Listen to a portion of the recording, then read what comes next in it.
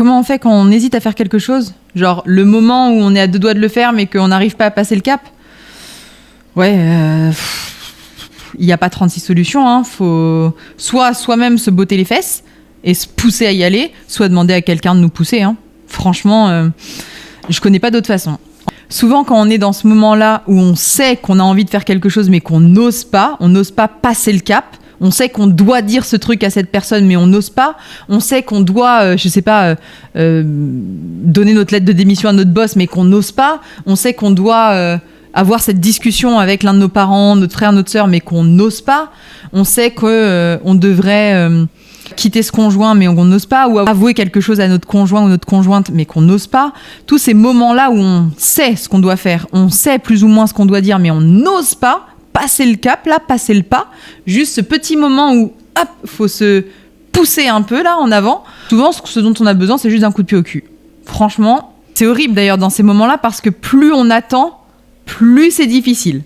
Et pourtant, on a très envie de continuer à attendre, parce que c'est quand même confortable. Donc, on est à la fois sur ce truc de analyse, anticipation, on réfléchit à tout, comment ça pourrait se passer, le pire comme le mieux d'ailleurs. Parfois, on a l'impression qu'on a peur de se prendre une veste ou bien que ça dégénère ou que les choses deviennent de pire en pire. Souvent, c'est pas uniquement ça qui nous fait peur. Souvent, on a aussi peur que ça se passe bien parce que beaucoup d'émotions vont être générées par cette chose-là en fait. Beaucoup d'émotions vont découler de la situation, que ce soit en bien ou en pas bien.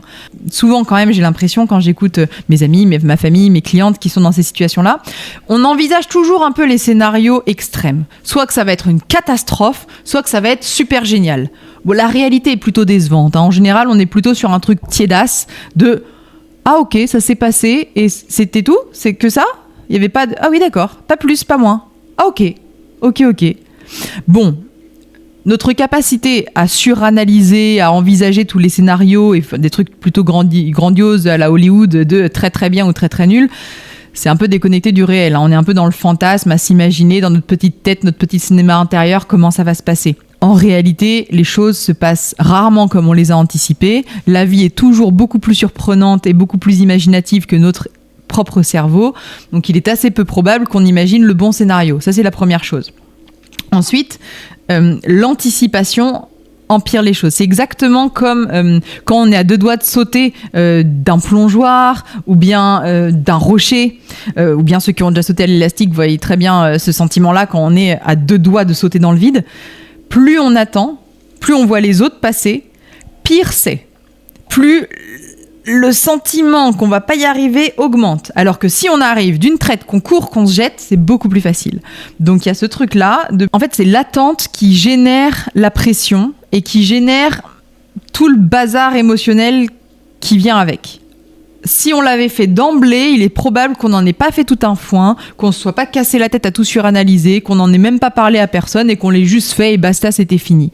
Donc, quand on est bloqué, et surtout quand on est bloqué depuis longtemps, ce qu'il faut, c'est juste quelqu'un qui nous donne l'impulsion pour dépasser l'anxiété de l'appréhension. C'est tout. C'est juste ça. Quelqu'un qui nous donne l'impulsion, le coup de pouce, qui nous botte les fesses, qui nous pousse en avant. C'est pour ça que quand on saute à l'élastique ou en parachute pour la première fois, très souvent, il y a quelqu'un derrière pour faire 1, 2, 3 et hop, et il nous pousse en avant parce que soi-même, non, le corps ne va pas tolérer qu'on se jette dans le vide comme ça parce que trop d'appréhension, trop de peur, trop de machin. Bah c'est pareil, donc il faut dans ce cas-là avoir quelqu'un, un allié. Ça peut être un thérapeute, ça peut être un ami, ça peut être un parent, peu importe, mais il faut quelqu'un qui nous donne ce coup d'impulsion, cette motivation en fait, tout simplement, de passer à l'action. Une fois qu'on est passé à l'action, c'est réglé, il n'y a plus de sujet. Et d'ailleurs, c'est souvent, encore une fois, un peu décevant. C'était tout un film, en fait, la réalité est plus tiède. Donc on se dit, ah oui, en fait, tout ça pour ça. Et oui, tout ça pour ça. Et plus ça fait longtemps qu'on attend, plus on est, entre guillemets, déçu du résultat, parce que c'est pas si pire ni génial. C'est un peu entre les deux, on est un peu sur... ah oui, en fait, je me suis pris la tête pendant 3 semaines pour ça. Ah ouais, putain, si j'avais su, je me serais pas emmerdé, hein. J'y serais allé direct. Bah oui. Surtout quand ça implique une autre personne. Les gens en face, en général, ils sont plus... Eux, ça fait pas 3 semaines qu'ils se posent la question, donc ils sont quand même plus timorés. C'est juste que comme on voit des films où en permanence, on est sur des retrouvailles incroyables, des conflits qui dégénèrent, ou bien, je sais pas, des scénarios qui explosent complètement dans un sens ou dans l'autre, des grandes déclarations, des grands gestes qui donnent des résultats incroyables ou bien des vies qui basculent, etc., on a l'impression que notre vie va basculer. Non. Vraiment, dans mon expérience, c'est très rarement le cas. C'est beaucoup plus progressif, beaucoup plus doux, beaucoup plus tranquille. Surtout si ça implique une autre personne, souvent, ça va. Après, bien sûr, il y a des circonstances qui font que c'est un peu différent. Si vous annoncez à votre conjoint que vous l'avez trompé, bien sûr, il va y avoir probablement une discussion qui va être très désagréable derrière. Maintenant, est-ce que ça va exploser complètement ? Pas dit. Et en attendant, il est probable que la situation soit déjà en train de dégénérer parce que vous êtes en train de vous ronger de culpabilité de l'intérieur. Donc, de toute façon, il va falloir y aller à un moment donné. Si vous faites le choix de lui dire, il va falloir lui dire à un moment donné, le plus tôt est toujours le mieux. Bref, en revenant à ce moment-là où on a besoin d'un coup de pied aux fesses, ce qui peut se passer, c'est qu'on ait l'impression que notre peur de passer à l'action signifie quelque chose. On a l'impression que si on hésite, c'est pour une bonne raison. Dans mon expérience, quand même, dans 90% des cas, c'est quand même juste qu'on est anxieux et qu'on a peur de passer à l'action parce qu'on n'en a pas l'habitude. Dans seulement, 10% des cas, et je suis un peu généreuse, en général, c'est moins que ça.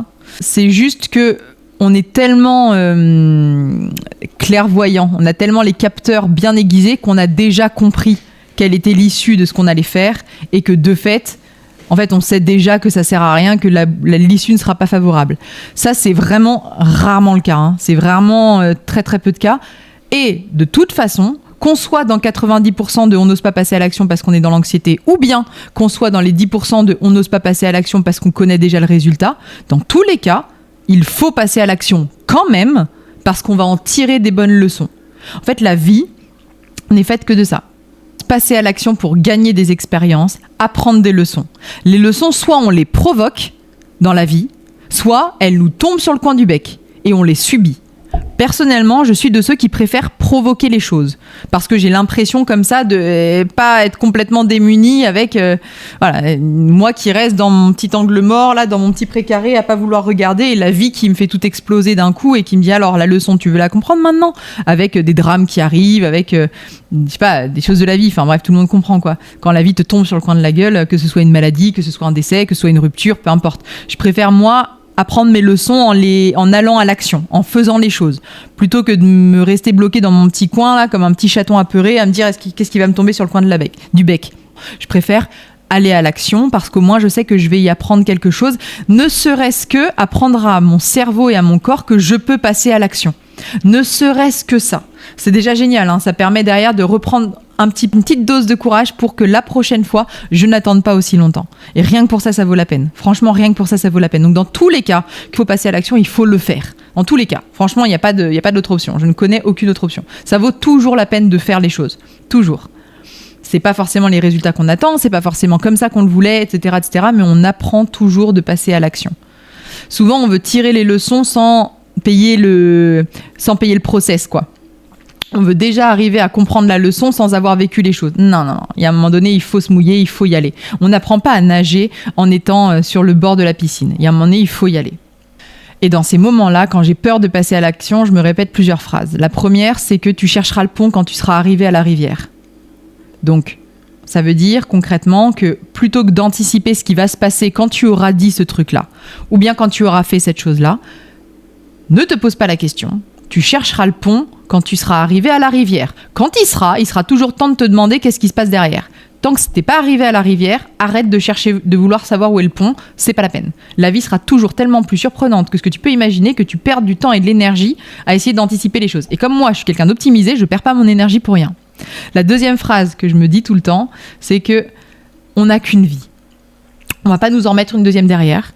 On n'a qu'une vie et qu'elle vaut la peine d'être vécue même quand c'est des moments d'inconfort. Ça fait partie de la vie, ces moments-là aussi. Et vivre, c'est aussi prendre des risques. C'est aussi vivre des expériences qui vont nous faire changer d'un point A à un point B. C'est pas forcément confortable, mais en tout cas, on ne sera plus exactement au même endroit si on risque un petit peu. Et ça vaut la peine. Et la troisième phrase dont je me rappelle, parce qu'elle me donne énormément de force, étonnamment, c'est que les cimetières sont remplis de personnes qui pensaient qu'elles auraient une deuxième chance, qui pensaient qu'elles avaient le temps, qui pensaient qu'elles auraient la possibilité de le faire plus tard et de remettre à demain les choses. Les cimetières en sont remplis. Donc, passons à l'action parce que la vie est faite de ça, les leçons s'apprennent comme ça et que la vie est trop courte pour perdre une seule seconde à douter parce que plus on doute, plus c'est dur. Donc allons-y, jetons-nous du plongeoir et on verra bien, on apprendra à nager quand on sera dans l'eau. On est des êtres humains, on est fait pour ça.